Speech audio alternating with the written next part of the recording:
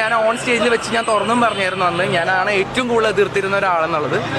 Hi guys, അപ്പോൾ നമ്മുടെ ഇന്നത്തെ വീഡിയോ എന്ന് പറഞ്ഞാൽ ഡോക്ടർ റോബിൻ രാധാകൃഷ്ണനെ കുറിച്ചാണ് ഇന്നത്തെ പറയാൻ പോകുന്നത്.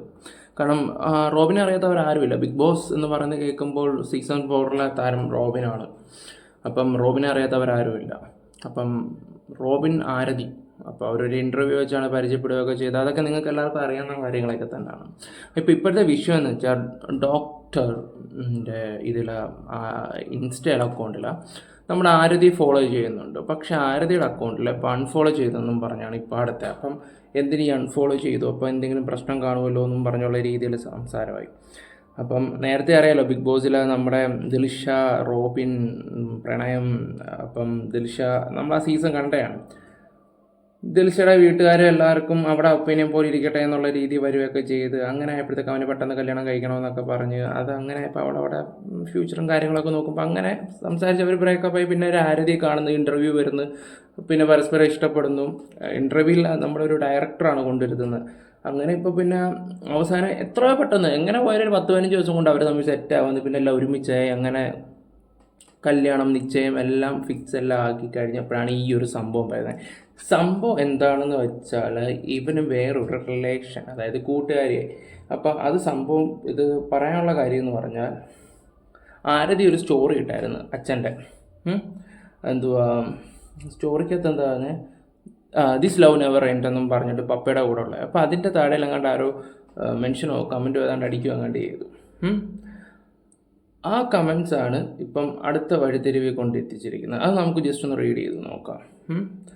What A imager and cheap action you do. നിങ്ങൾ സപ്പോർട്ട് ചെയ്യുന്നവരെ കൺഫ്യൂഷൻ ആക്കലും ലൈഫ് ആൻഡ് റിലേഷൻഷിപ്പ് ഒരു കുട്ടിക്കളിയായി കാണാതെ നോക്കുക. നിങ്ങൾ തമ്മിൽ എന്തെങ്കിലും ഇഷ്യൂ ഉണ്ടെങ്കിൽ നിങ്ങളുടെ സ്പേസിൽ തീർക്കുക. പിന്നെ ഒരു കാര്യം പൊടിയോട് പറയാം, ഫോഴ്സ് ചെയ്തിട്ടൊന്നും അല്ലല്ലോ റോബിനുമായിട്ട് ഈ റിലേഷൻ ഉണ്ടാക്കിയത് എന്നുള്ള രീതിയിലാണ്. പിന്നെ but your attitude is very bad now A days എന്നും പറഞ്ഞിട്ടാണ് ആരോ കമൻറ്റ് ഇട്ടേക്കുന്നത്. ആളുടെ പേര് ഇതിൽ കൊടുത്തിട്ടില്ല. അപ്പോൾ അതിൻ്റെ താഴെയാണ് ആരതി പൊടിയുടെ കമൻറ്റ് വരുന്നത്. അത് അത്യാവശ്യം കൊള്ളേണ്ടടുത്ത് കൊള്ളുന്ന രീതിയിലൊക്കെ ആണ് ഈ ഒരു ഇത് വരുന്നത്. അത് നമുക്ക് ഒന്ന് റീഡ് ചെയ്യാം. ആരതിയുടെ കമൻറ്റ്സ്, അതായത് ജൂൺ 22 മാരേജ് ഫിക്സ് ചെയ്തതായിരുന്നു.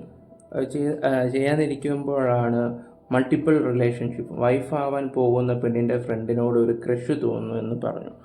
അതാണോ മെച്യൂരിറ്റി? അപ്പോൾ ഇതാണ് വിഷയം. അപ്പം വൈഫാവാൻ പോകുന്ന ഒരു പെണ്ണിൻ്റെ കൂട്ടുകാരോട് ക്രഷ് തോന്നുവാണെങ്കിൽ അപ്പോൾ ഒന്ന് ആലോചിച്ച് നോക്കാം അവൻ എത്രമാത്രം ഇതായിരിക്കുമെന്ന്. അപ്പോൾ ഇപ്പോൾ അതാണല്ലോ യൂസ് ആൻഡ് ത്രോ. എല്ലാവരുടെയും രീതി അതാണല്ലോ. ആത്മാർത്ഥമായിട്ട് സ്നേഹിക്കുന്നവർക്കും പിന്നെ പട്ടി വില എല്ലാവരും കൊടുക്കത്തുള്ളൂ. അതങ്ങനെ. അതിനി എന്താ പറയണ്ടേ? എത്ര സൗന്ദര്യം ഉണ്ടെങ്കിലും എത്ര ഭൂലോക രമ്പയാണെന്ന് പറഞ്ഞാലും ചിലവന്മാരങ്ങനെ ഉള്ളതിൻ്റെ വില അറിയത്തില്ല. അതങ്ങനെ ഒരുത്തന്മാർ.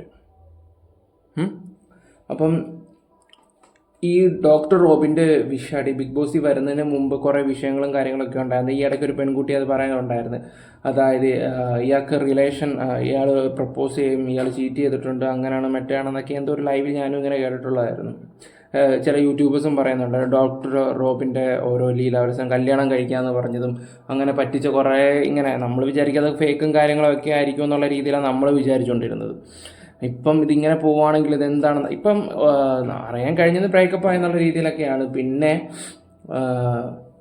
സോഷ്യൽ മീഡിയ ചിലപ്പോൾ ഇവർക്ക് പറ്റിക്കാം. ചിലവർ പറയുന്നവർ പറ്റിക്കാൻ വേണ്ടി ചെയ്യുന്നതാണ്. ഡോക്ടറിൻ്റെ കാര്യമാകുമ്പോൾ ഒന്നും പറയാനൊന്നും പറ്റത്തില്ലേ.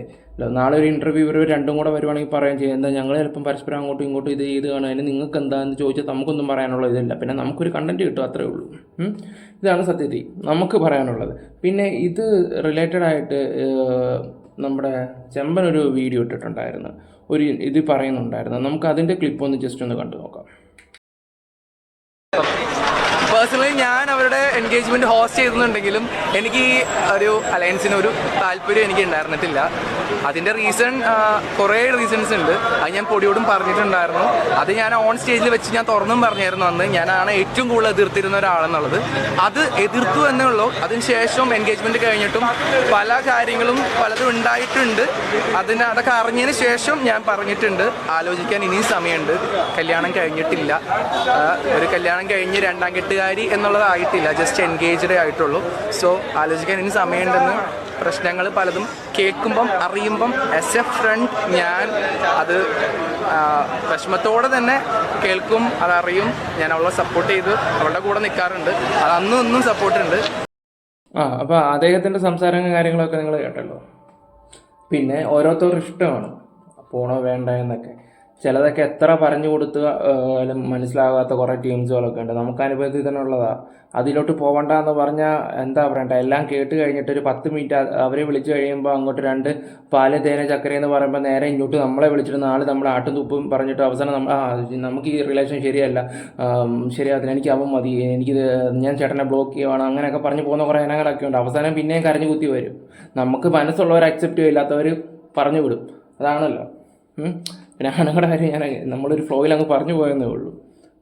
അങ്ങനെ അപ്പം ഇനി എന്താണെന്ന് നമുക്ക് കണ്ടറിയാം. ഇവരുടെ കാര്യത്തിൽ നമുക്കിനി കണ്ടു തന്നെ അറിയാം. ഞാൻ അറിഞ്ഞതെന്ന് വെച്ചാൽ ബ്രേക്കപ്പ് ആയെന്നുള്ള രീതിയിൽ തന്നെയാണ്. പിന്നെ ഡോക്ടർ ഇനി നന്നായില്ലെങ്കിൽ പിന്നെ എന്താ മാഷ ഇങ്ങനെ? നിങ്ങളുടെ ലൈഫ് തന്നെയല്ലേ പോകത്തുള്ളൂ. എത്രയൊക്കെ ഉണ്ടെന്ന് പറഞ്ഞാലും എത്രയൊക്കെ ഇത് കാണിച്ചെന്ന് പറഞ്ഞിട്ടും കാര്യമൊന്നുമില്ല ബ്രോ. ഇപ്പോൾ ആൾക്കാർ പട്ടി വില നിങ്ങൾക്ക് തരുന്നില്ല, നിങ്ങളായിട്ട് തന്നെ അതുകൊണ്ട് കളയുകയും ചെയ്തു.